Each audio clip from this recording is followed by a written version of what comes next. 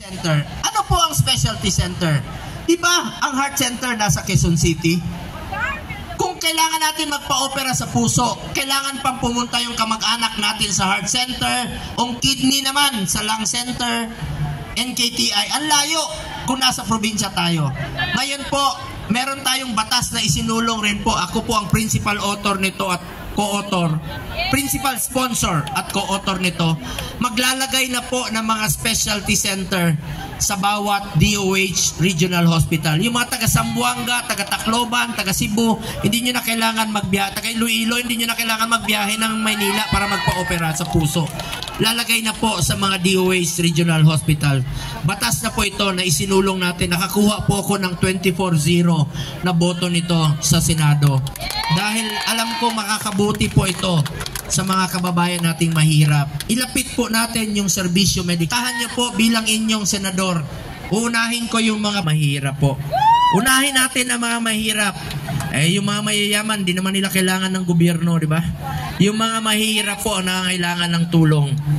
Huwag kayong mag-alala. Ako po, handa akong magserbisyo sa inyo. Lalong-lalo na po sa mga mahirap nating kababayan, sa mga OFWs. Nandito ako para sa inyong lahat.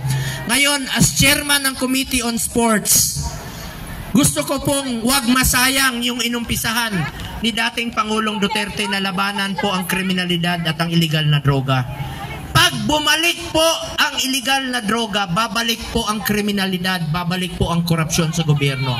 Nakakatakot po yung illegal na droga.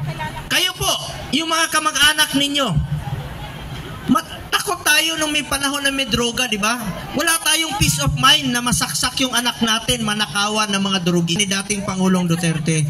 Gusto ko pong ipagpatuloy ito sa paraan ng pag-inganyo sa mga kabataan to get into sports, stay away from drugs. Kaya sa Pilipinas, kung may kamag-anak kayo, mayor o mga konsehal, kung may mga programa po sila na mga grassroots program, tournament, basketball, volleyball, anumang larangan ng sports, susuportahan ko po dahil gusto ko pong ilayo ang mga kabataan sa illegal na droga.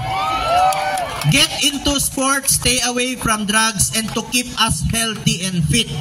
Di ba pag physically fit tayo, mas hahaba ang buhay natin. Konektado po ang sports at saka health.